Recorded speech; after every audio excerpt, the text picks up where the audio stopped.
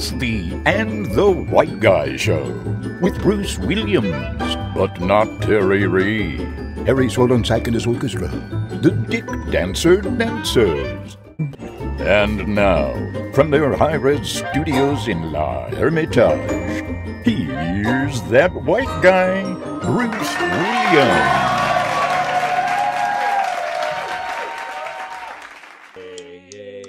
And thank you to our studio audience with us out here with the Back Porch Majority on our back porch in beautiful Hermitage, Tennessee, where it does not look like this today. It looks all cloudy and overcast and wet and stuff. But we are back. But we're back with our daily sunshine on Sundays at 6:30, and glad to have any of you that might drop in to look at our little shodcast. We're grateful for anyone who stops by. So what we have today is a special guest.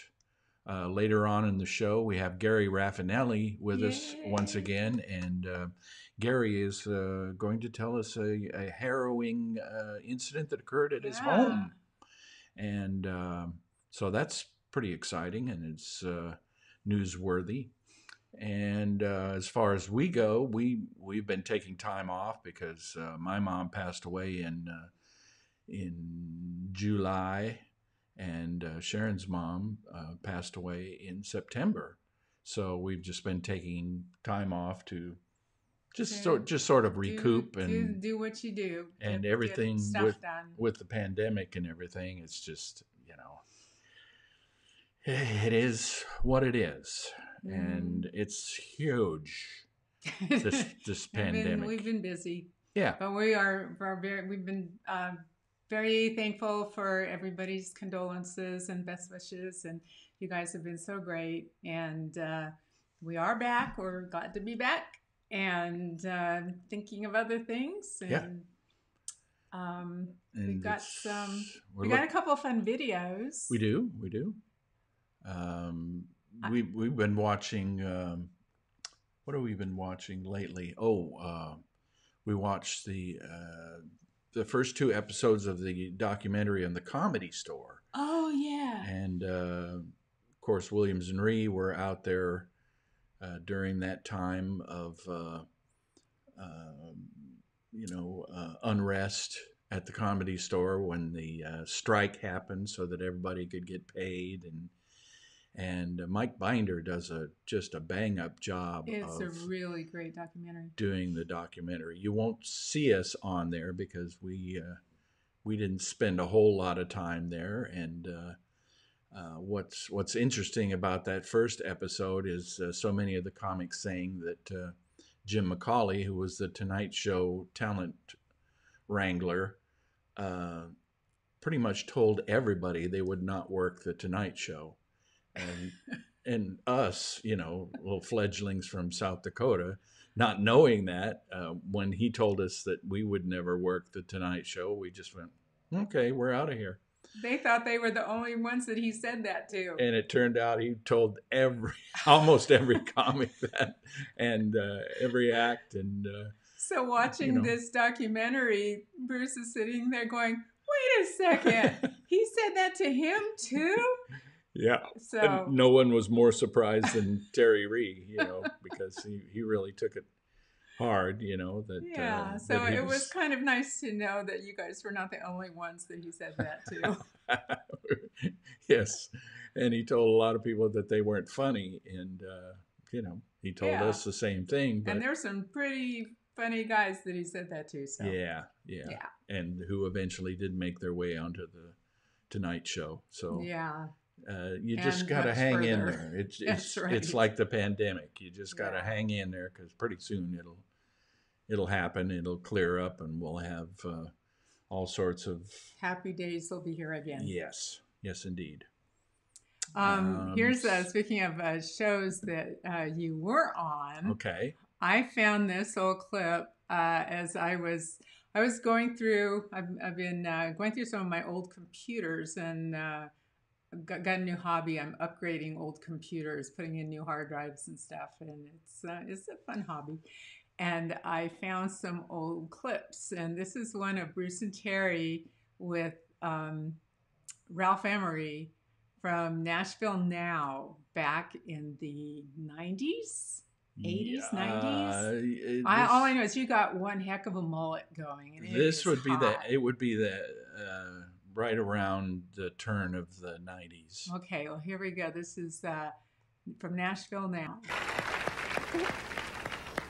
All right. Our next guest will be appearing with the judge March 15th in Texarkana, Arkansas. Mama, she's crazy. March 16th, they'll be with the judge in Wichita Falls, Texas, if they don't blow it here tonight. We refer to them affectionately as the Indian and the White Guy, Bruce Williams and Terry Ree. Thank you so much.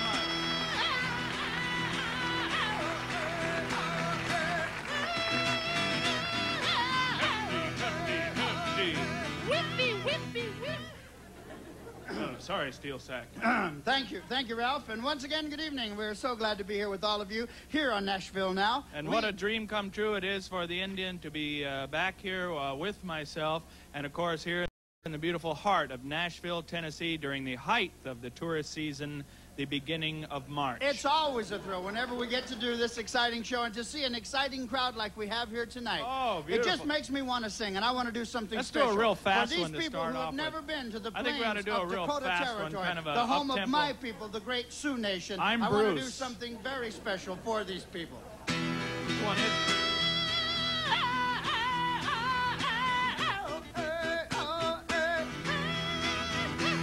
Well, life on the res is kind of laid back. We buy a bunch of wine, put it in a paper sack, drink it right down, then we barf till dawn. Yes, I live on the reservation.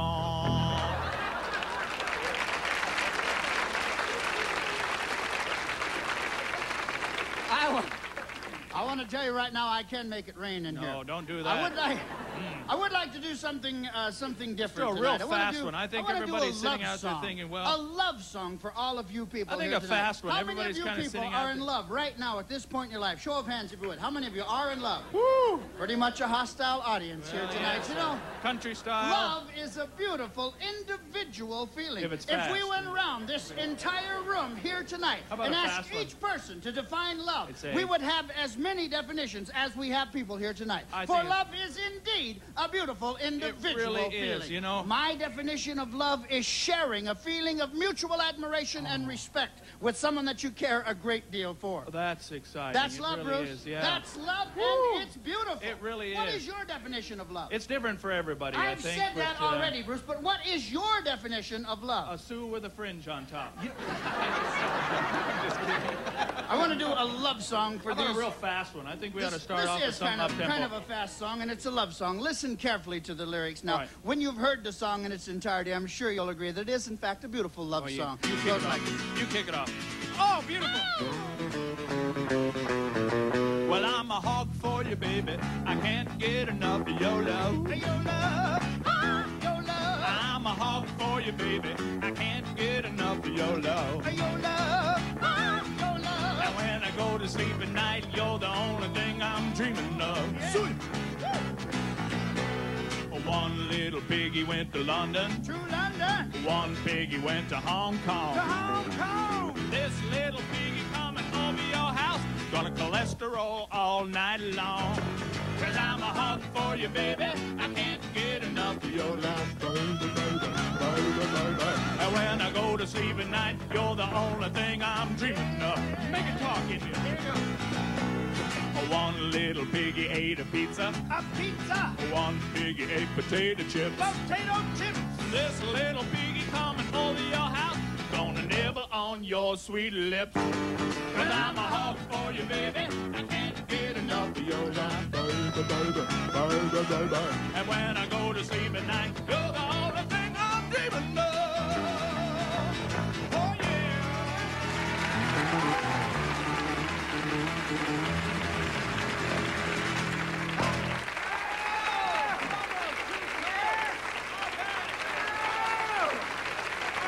How about a big round of applause for our band? What a job they did, huh?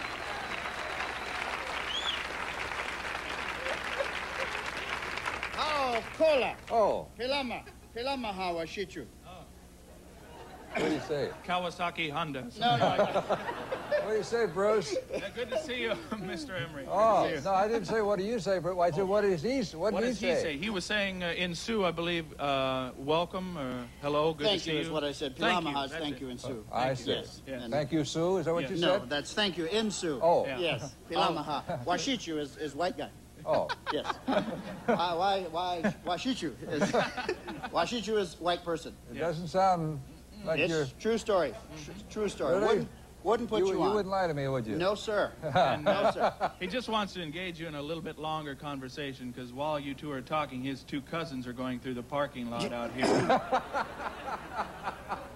Hey, you've got a new album, haven't you? New album after, yes, this is our 6th album. Yes, it is, and I'm wearing the same suit on the cover picture that I'm wearing tonight, which I Are think is there- kind of a nice blend.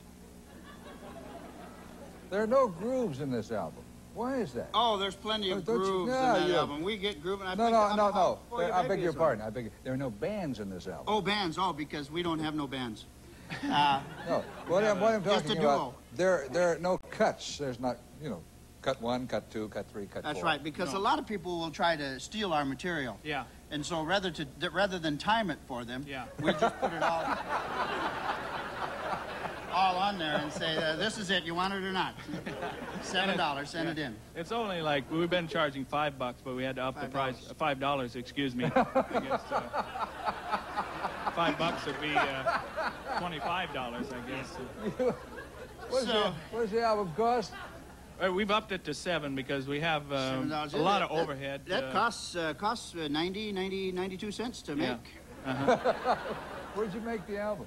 Las Vegas and Lake Tahoe when we were there with the Oak Ridge Boys. You know those 4 guys. Yeah, we like to have them close the show for us whenever we I can. see. All right, we're going to take a little break here, my friends, but we will. We're not done, are we? We're certainly not done. We will be back, won't we? We'll see. All right. It depends on those 2 guys in the parking lot. We'll be right back. Oh my gosh, my glasses actually overwhelmed my head on that, and that jacket that I was wearing. You pointed out. I sold that to Marty Stewart. It's now in his collection. He's got the most extensive collection of Manuel jackets, and whose was that originally? originally that was Freddie Hart. That was his jacket and pants. I don't have the pants because they quit fitting me long ago. Did they match? Yeah, Oh, yeah. my They had goodness. that same design all down the leg, and Wow. So it was. I remember that jacket weighed a ton. It weighed about 60 pounds. I was stoop-shouldered whenever I wore it. But Marty has the most extensive collection of Manuel jackets in the world, I think. And he himself is a collector of many items of memorabilia. It's just he's got incredible. Quite a museum. He's an incredible man. He's really keeping the dream alive, So for many people. Yeah, that was an old program, and a very, very old program, because as you can see, we looked rather svelte back then. And that album that you were selling, we still have those. We still have some. In fact, we're considering putting them up for sale. We still have them still in the original shrink wrap. Yeah. We probably got about 10, 15 of them. And we'll sell them at the... So let us know if you're interested in buying those. They're vinyl. They're just like he was holding up on the show. If you think you might want to buy those, we'll put them up for sale. We'll sell them at the original price of $7. No. Because They'll go fast. The postage alone will be that. That's we got true. to get those big album mailers. That's true. Okay. But anyway, we'll cancel that then. Yeah. So I don't know what we'll sell them for, but if you want one, we'll figure out a way to get it to you for very little. Yeah, very little, because our overhead is way down during the pandemic. So, our friend Gary Raffanelli. Oh, yes. We're going to try to give him a call on Skype. We're going to call Gary Raffanelli on Skype and find out about this incident that happened at his house. And it's a very, very disturbing thing. Gary is a terrific musician and entertainer, and this just points up the fact that this could happen to anyone. So let's try and get him on the phone. See if we can get him here. Get him here. There he is. Yeah. Hey. There he is. Hey. You're early. Are we early? Oh, I'm gonna try it's 5:45. No, it's 4:45 here. Oh. Well, it's okay because I was nude like 5 minutes ago. And the top left shows an intruder entering his home. This is with his security camera. The one on the right that's moving is his friend who's been called to find out what's going on. Because this guy broke into the house and apparently fell asleep on the couch. And they saw it on the security camera. And there he's chasing him out. He's chasing him out. Chasing the guy outside. out. And the guy falls down and then runs off. And then you see the other camera pick it up of him running off. It's a little bit out of order. Mm-hmm. God, I hope they can hear us. But this is what happens. It's your home can be invaded, violated at any time, even with security cameras. Security cameras really help because otherwise he wouldn't.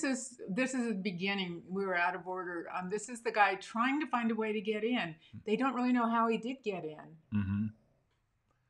They think he might have gone around back somewhere to get in because the camera recorded him. Gary. Okay. I almost hung up on him. Did I hang up on him? No. I think I did. You pressed the green? I know. I think I pressed the red first. Oh, okay. Well, then call him back. I'm sorry, Gary. It was just I'm so used to getting rid of all these robocalls. I accidentally hung up on you. She just robocalled you. I don't know. I just did. So now let's go to the other video it's a better video of his friend. Okay, there we go. Okay. Look at him go. All right. Chasing the guy out. Chasing the guy out of the house. After our long break, we thought, oh well, this will be good. Yeah. We've had a rest. It'll be a We'll learning have things experience. under control. Yeah. And it's all you. it's all me. I just screw everything up. No. It's just that technology is something that has to be learned and then done over and over and over again. Too long of a break. And even when you do that and stuff, it changes. That's right it. before your very eye. It's technology's fault. It is technology's fault. Yes. Well, okay. I'm sure as soon as we move on to one more thing, Gary's going to call. Well, I was going to say we've been watching. What else have we been watching? We watched The Boys, season 2 of The Boys. Okay. Well, I guess are we going to FaceTime with him? Yeah. Is that our go-to? Oh, this is just. Do. Okay. I'm going to FaceTime Gary.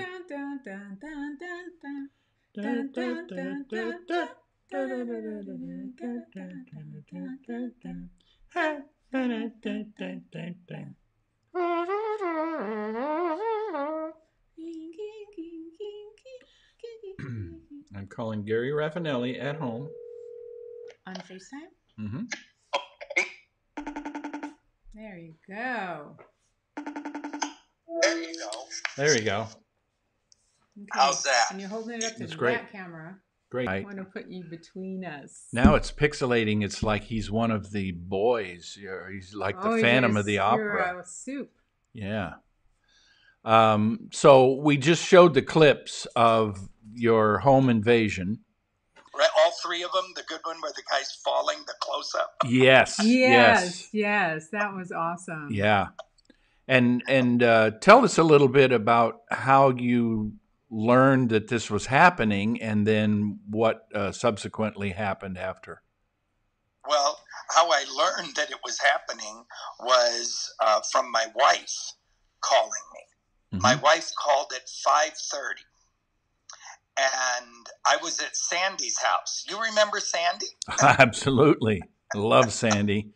And I was over at her house and we're going through black and white and color photos of our career and trying to put them in order. Oh my gosh. That would be easy in your case because every time Terry gained 5 pounds, that's another year. Yeah. And another photo shoot. Yeah. Right, exactly. So you know what we're going by? Hairstyles. Oh, yeah. That would work too. Yeah, we tried that too. Yeah, hairstyles and uniforms. And there's probably 150 professional different photos. So we're trying to get them in order. Anyway, the phone rings and I pick it up. And my wife says, I said, "Hey, hon." And she goes, "Who the hell is on the couch?" Oh, God. Uh-oh. And I went, now I'm trying to think. Who could I have said, "Come on in"? And I said, "Is it Todd, the guy that's working on our house?" And she went, "No." And I said, "Well, did Van come up here, my dueling piano partner from Vegas?" Well, and then I'm thinking, Van's not going to, there's no work up here. What would he be coming up here for? And I went, I can't think of anybody. Stay on the phone with me. Pick up another phone because we got phone lines everywhere. And I said, "Call the police." Then I took Sandy's phone and I dialed the guy who's waiting for his house to be built. He's the son of some real good friends of ours, and he rented we have 2 guest houses at our house. Uh-huh.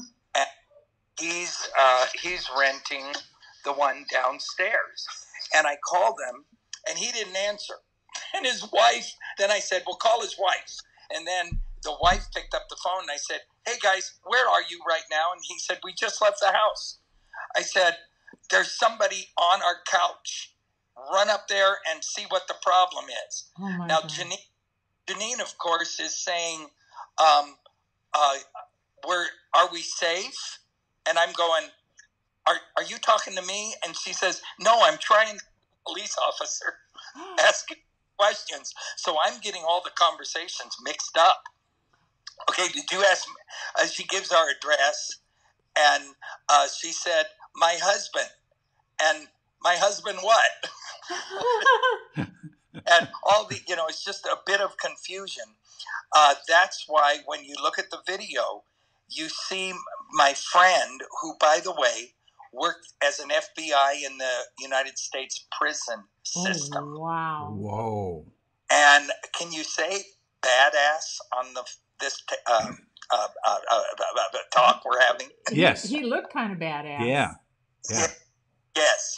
And you see him have two phones in his hand. He gives his wife the other phone because they called the police too.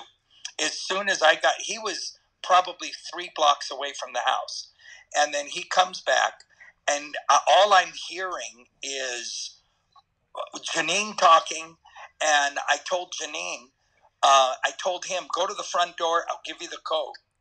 And I'm giving him the code when he gets to the front door. And I told Janine, now you can open the door. And she says, I'm not going down there and opening the door. And no, the bedroom door. She's upstairs. I said, open the bedroom door, then you can see what's going on. And so he goes in, and we don't have a camera in the family room, just at the front door. And you just hear him yelling, get the F out of here, get the F out of here. And then it took him, he told me, 3 times yelling to wake him up. Ooh. Wow. Wake him. He was sound asleep. And then I hear screaming. I don't know what it is. Janine told me that later, my wife, that he was screaming like a little girl. Oh my like God. Getting out of and he's waving his arms at Tony, which also is battery. Yes. Even though Tony says he was just so scared. Yeah. And He was kind of a little guy, wasn't he? no, he's taller, much taller. Oh. He looked like, I think he was 6'1". Wow. And then he runs out of the house, and he was going to chase him, but he wanted to make sure Janine's okay. And then and by the way, he didn't come in through our driveway. We have about a 500-foot driveway. Mm-hmm. I've invited Bruce and Terry up here many times, but they're kind of too big to come to my little house. And, I'm not. It's just that Terry drives all the time, and I have to do what he says. Well, and actually, I'd rather have you.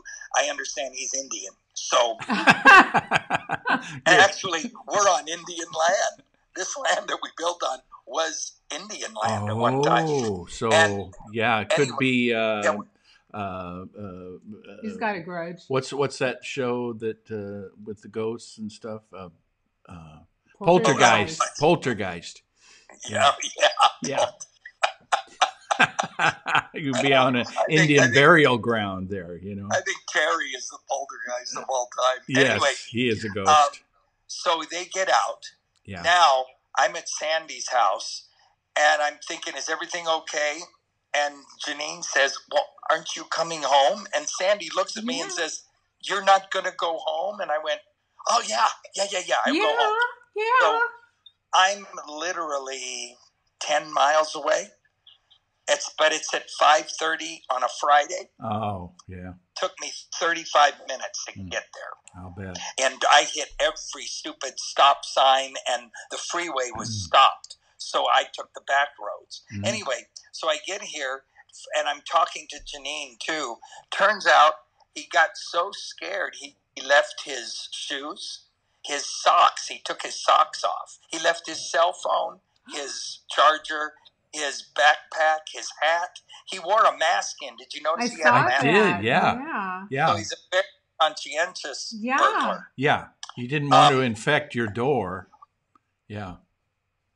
Yeah, and there's computers sitting around. There was everything. He wanted something to eat. When Janine came in, she noticed that some banana nut bread that a neighbor made for us, actually the parents of the guy downstairs, we had some of it. It was wrapped up. He unwrapped it and bit a few bites out of it. And then he went over to the table, the Nook table, which we had chips on. And he ate some chips, actually took them over to the couch, because when Janine walked in, that's all we know of. I mean, that we know of. Janine walks in, pours a glass of wine, and hears snoring. Oh, wow. Not me snoring, walks into the living room, sees this guy with chips on his chest. Jeez. And that's when she called me. And she was in the house for probably 4 minutes, maybe 5 before she walked that way.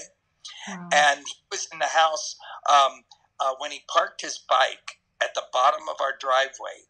He walked around the block below us. We're on the top of a hill. He walked around and passed probably 7 houses and then came up the back way. We have him on video climbing over the neighbor's fence, getting into ours. I mean, he could have just walked up the driveway, but he went around the whole block and then went up above us and got in their backyard and climbed over the fence. And we have a camera pointing that way, and we see him climbing in. And then he disappeared. He was at the front door for about 5, 6, 7 minutes, pushing buttons and looking through the door.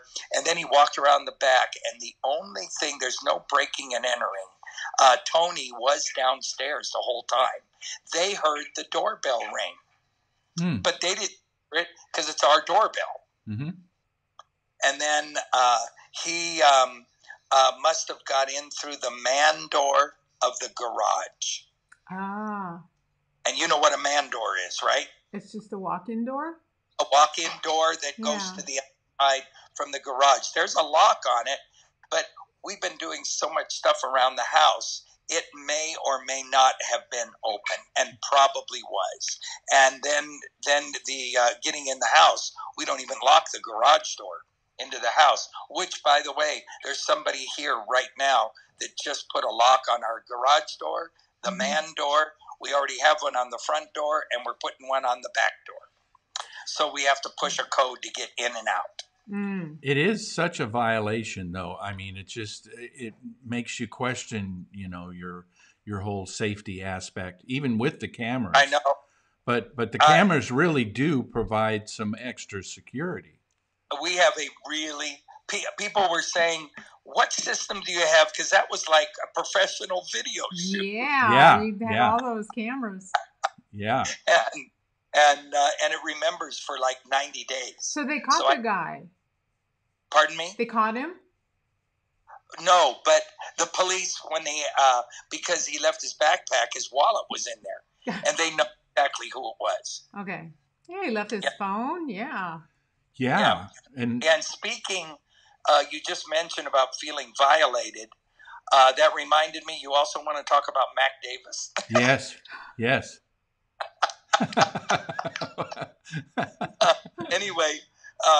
Anyway, so the police came up, and when I got here, they immediately wanted to see the video footage. So I said, okay. And I went up and I didn't even know how to work it. I didn't remember because I haven't looked at it. The police did, though. He said, give me the house. I'll get back here. So we saw him. They didn't see him get on the property, but they saw him at the front door. I went back afterwards and spent a couple hours looking at the whole thing and saw the entire thing. So, but anyway, we got locks everywhere now, and on the doors. This is Nevada. I certainly am armed. I was home. There's a really good chance somebody could have gotten shot. Yeah. I don't know. Yeah. But you have to do what you have to do. Yeah. And when Janine called me, I was 30 miles away and had the problem solved in less than 3 minutes. But the fear that probably went through her for the 8 minutes, the 7, 8 minutes of seeing this guy. And I have been known to invite people over to the house. to spend the night and not tell Janine. Uh-huh. Oh, that's So- gotta stop. Yeah, one time she was walking around and he was there for 2 days, but he kept different hours and he was real quiet and whatever. And we have a pretty large house. So Yes. he just walks out and says, "Who are you?" Oh, she said, "I'm Glenn, Janine." Who? Who are you? Glenn. I'm Glenn. I'm Gary's friend. Glenn and- Campbell. Hi, I'm Glenn Campbell. Yeah. It's funny because that's in the Mac Davis story I'm going to tell. Oh, okay. You just ruined the whole thing. Thank you. Oh, sorry. So anyway, that's pretty much the whole story. The close up of his face, you can kind of see his face and his hairdo. And another comic emailed me or texted me this morning and said, "Did the cops catch Bob Marley yet?" Because that's He had the dreadlocks. Yeah. and just so you know, Tony would have taken him down in literally seconds. Yeah. It looked like he had every opportunity. Yeah. Yes, but he said, Gary, he was disgustingly dirty. Oh. And if he had needles or anything, some kind of disease. Yeah. How's your sofa? Pardon me? How is your sofa? You can have your sofa like completely. Well, I completely Lysol disinfected it myself, and I've actually been sitting in it, and I feel.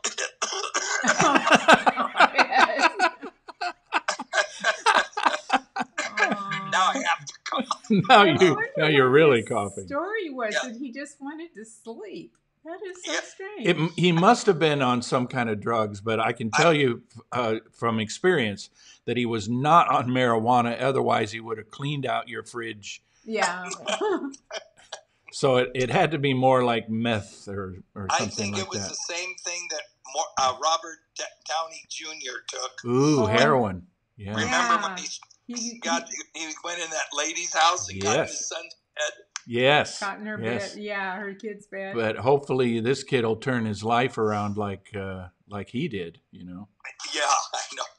And I keep thinking Janine's dream is to meet Paul McCartney. What if Paul was on the couch? You know? He might be someday. Yeah, and he was sound asleep. Janine would have called me and said, "Where are you? Can you stay a couple of hours longer?" But you wouldn't have told her, you know. So you would have invited Paul over and then not told her, and then it was like a surprise. Yeah. And she was a 45-minute late, so he's a busy guy. He fell asleep. Yeah. Yeah, and I can see that happening. He'd say, "I just want to hold your hand." And that isn't what she wants, though. Hi-oh. Yeah, well, she's told me, we've been married 30 years. She says if she ever meets Paul McCartney, she's going to drop her clothes right on the spot. And then when he asked her to marry her, she said, "Is it okay? I'll tell him yes, but I'll make sure he gives you $5 million." She's a good wife. She really is. You got to hang on to her. Yeah. She takes care. Yeah. She takes care. And when Paul McCartney drops his clothes, she doesn't want to see that now. She doesn't want to. Oh my gosh.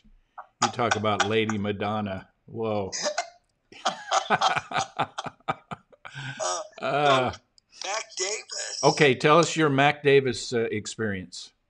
Yeah, Mac Davis is a friend of mine. Was let's say an acquaintance, more of an acquaintance. Mm-hmm. But now we have to go back. What year did Mac Davis lose his wife to Glenn Campbell? No. It had to. I'm guessing 76. 5, 6, yeah. 7. Mm-hmm. Yep. Okay, so Glenn Campbell's playing in Harrah's Lake Tahoe. we're playing across the street at Harvey's, but we're already kind of the kings of the kingdom. Yep. And people already knew us. The maitre d', just when we don't wait in lines, we don't need tickets, we don't need anything. And we've only been in town for like a year, but everybody knew us. So we just walk in, and he gave us real nice seats. And we're watching Glenn Campbell. The next night, Mac Davis opens. So Glenn, at the end of his show, said, "Hey," and now he's already got Mac's wife. Oh. But at the end of the show, he said, "Hey, I'd like to say hello to my good friend. Y'all come and see him here tomorrow night, Mr. Mac Davis." And then I look over, and it's right to the right of us, maybe 20 feet, and I see him waving, okay? And the maitre d' comes over and says, "Would you like to meet Mac Davis?" And I said, "Yes, I didn't know he was here. I saw him waving." He said, "He wasn't waving." "Yes, I saw him wave." He said, "No."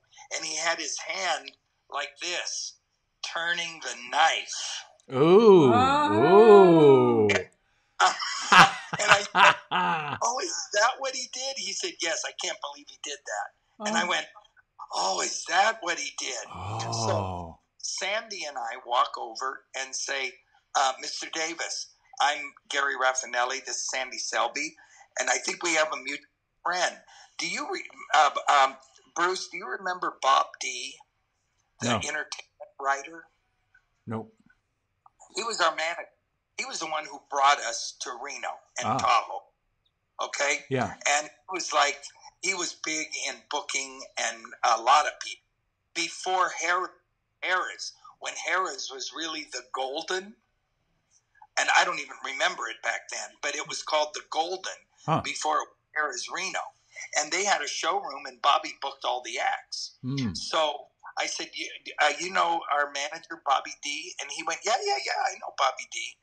And he was with people, I think with another girl, I'm not sure, but I could see him looking at Sandy. Who wouldn't? Right?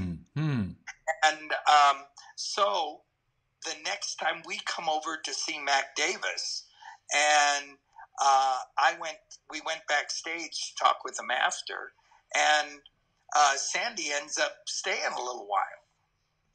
And before you know it, Sandy, he wasn't married, so he probably had a girl in every port.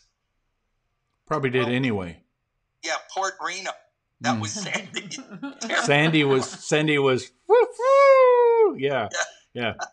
Come sit right back and you hear a tale of a Sandy girl. And a $3 tour.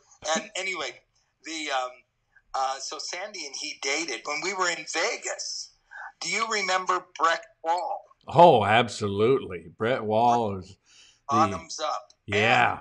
Brett Wall worked at the club or owned the apartment or something.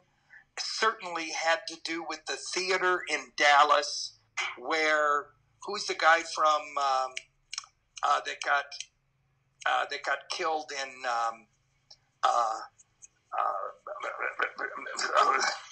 oh God, he got murdered by okay. The D-star, he played on Hogan's Heroes. What's his name? Oh, Bob Crane. Right. Yeah. Bob Crane was doing a show at the theater that Breck Wall was part of. And Breck Wall was friends with the guy who shot Oswald. No. You can Google Breck Wall's testimony and read it online. I've done it before, of the testimony for, what was that guy's name who shot Oswald? Jack Ruby. The Jack Ruby testimony, because he and Jack were friends. Wow. Yeah, so that's kind of a... That just shows you that we don't know Jack.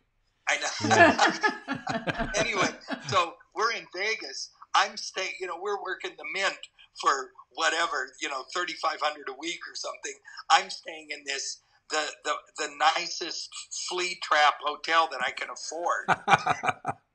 Sandy says, "Come on over to where Mac is," and I said, "What floor in the hotel?" You know, he was at the MGM or something. "What floor?" And he said, "No, he has a house. I'll give you the instructions." And went to the house. The house was owned. Breck Wall owned lots of houses. Oh. Then he was entertainers, and this place was really nice. Yeah. Nice. Except right over the fire, there was a giant, maybe 30 by 50 oil paint of Breck Wall. That's all I remember. That's the one downside to the place. Yeah. Yes. That is so strange. And anyway, that's my Mac Davis story. He actually, when we ended up working there, he came. We were still at Harvey, like one more time before we moved. Moved to Harrah's. Mm-hmm. And Mac came over and sat at that little bar that separated us from the people. Yeah. And sat there a whole show and watched Sandy. But he never used this as an opening act or anything like that. And I loved Mac Davis. I always, before I knew who he was or what he wrote, I would see him on The Tonight Show. And he'd come on in jeans. Yeah. And I think sometimes a cowboy hat. But I remember the jeans. And he's just real likable, and he would sing a song or two, but I didn't know who he was. But I loved his voice, and I loved his little songs that he would sing. And then he came out with I Believe in Music, I think was his first big hit. Yeah. And I certainly knew that. But my favorite Mac Davis song and not by Elvis, by him, is In the Ghetto. Mm-hmm. Oh, yeah. And, Memories. Yeah. I absolutely love that song. I like that song by Elvis too. Yeah. But In the Ghetto is better by Mac Davis. And back to Lubbock, Texas, in my rearview mirror. Mm-hmm. Lubbock, rearview mirror. Great song. Yeah. Just great song. And we had a few pictures taken with him. I posted them on Facebook. And when he passed away, the same day Helen Reddy died. I know. And I knew Helen Reddy too. Yeah. You guys worked with all the best, and you should be bigger stars. I don't know why probably because Sandy didn't give it up. She probably just lured him, kept leading him on, saying, "Oh yeah, we're gonna do it here," and then he would show up, and then that's why you never got the opening act gig, you know. You got to hear the Bill Cosby story.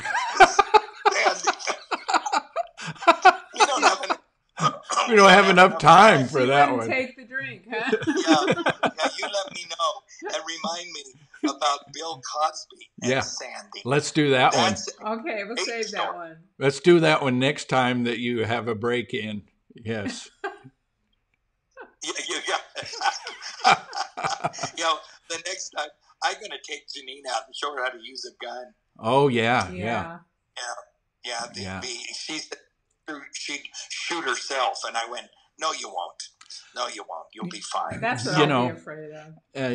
I've never owned a gun, and but I'll tell you, after this pandemic and stuff, and all that's going on in the world these days, I'm thinking about getting one. Yeah, of course. As a matter of fact, there's a friend of mine who wants me to go with him to get an AK-47, not for anything else, for protection. And I said, "How much are those anyway? Because I don't know." Yeah. And he said, "About $800." And I went, "Well, that's not too bad.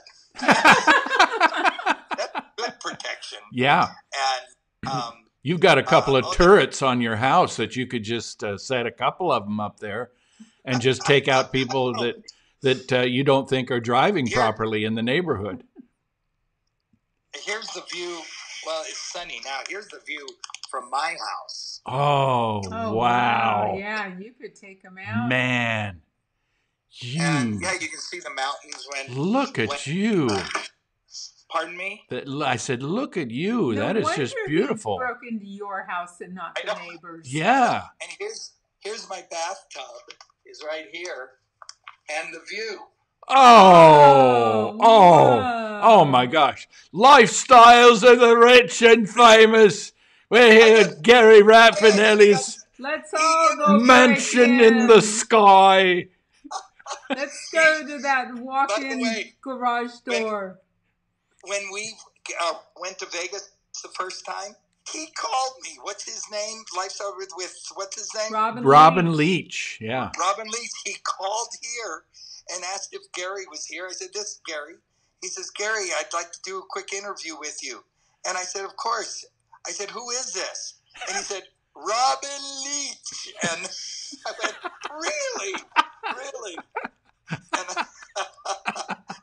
that was kind of amazing. That is. It is. We always impersonate him. I'm really shouting and I don't know why.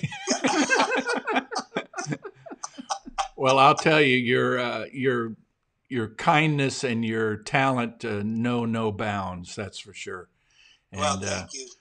I was shocked and sorry to hear that this happened to you, because it is a violation, and you're such a good guy. We don't want to take any chances of losing Sharon, you or any member of your family. You know. Thank you, and Sharon, I'm so sorry about your mom. I read about that, and I hope she's at peace, and I hope you're at peace with her. And I know you went to visit her just a few months ago, 6 months ago or something. Oh, that was Bruce's That was mom. me. That was me and my mom. Yeah. No, my mother was here in the Nashville area, and I did get to spend the last few days with her in the hospital. They let me be in the room with her, which was pretty rare.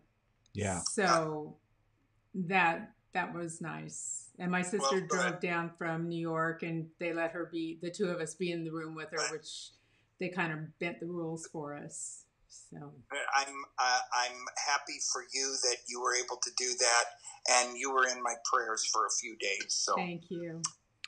Anyway, thank you for having me on the show. Thank you for being on the show. We love you, and God bless you, and stay safe. You know, that's. And I hope I'm able to attract tens of more viewers for you. I'm sure you have. It always happens. Just the inkling that you might be caught naked. It's the Raffanelli name. Okay, we'll continue next time. Thanks a lot. Love you. Scary. Bye. Love you too. Bye-bye. Bye. Oh my God, he is so funny. Yes. Okay. Do you have another video? I do. This is one from the year after we first met. Ooh. We met at the North Coast Fest in Minot? In Minot of 2000, October of 2000. Right.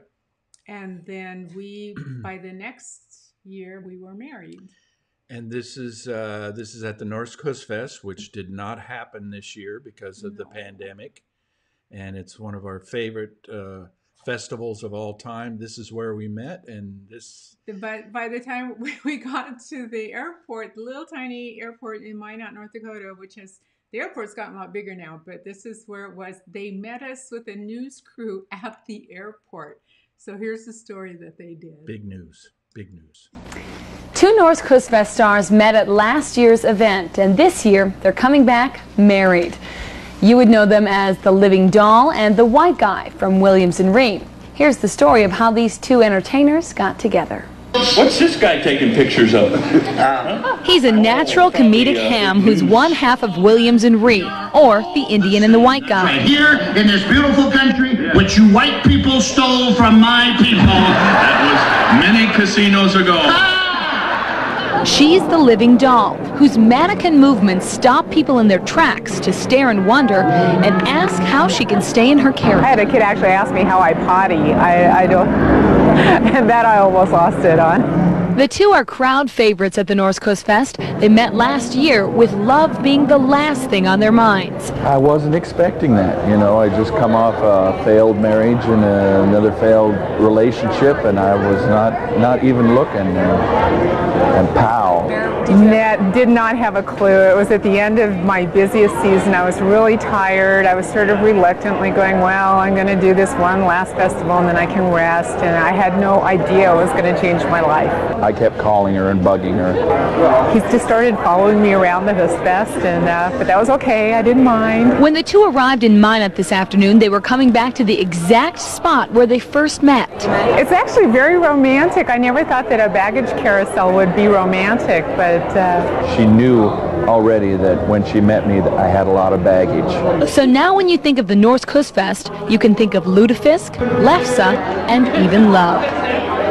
Michelle Melby, KXMC News 13. Oh, they're so cute.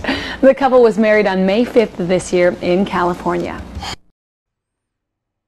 Yes. Oh. Cinco de Mayo. Yes. For those of you keeping score. So this October was our 19th anniversary of meeting each other.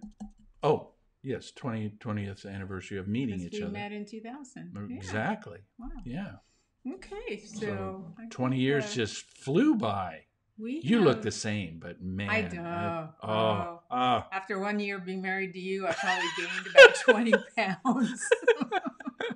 Because all of a sudden you were thrust into my lifestyle of going out to restaurants and just overeating and drinking. Oh my God! Looking back on that. Yeah, 20 years later, we don't do any of that. No. And you've been fasting, so you look fantastic. Look at you.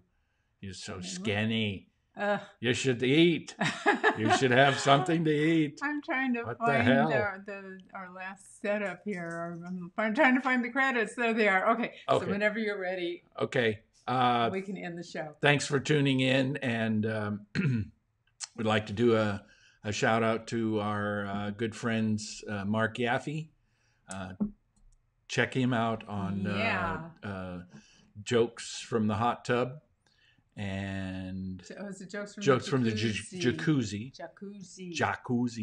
and be sure and friend our friend Buddy Big Mountain, because he's doing shorts on with his puppets and mannequins and stuff. So his puppets are so funny. Yes, I love them, and that's part of our native content too. We want to point that up. So. And hopefully very soon we'll have Terry Reese sitting in this chair. Maybe sometime. Maybe someday. Yeah. He'll be back. Okay. Love you guys. Thank you. Thank you. Bye. And the White Guy Show. I'm telling you, if white guys could get paid every time that they are on social media, this guy would get $12 a month for life.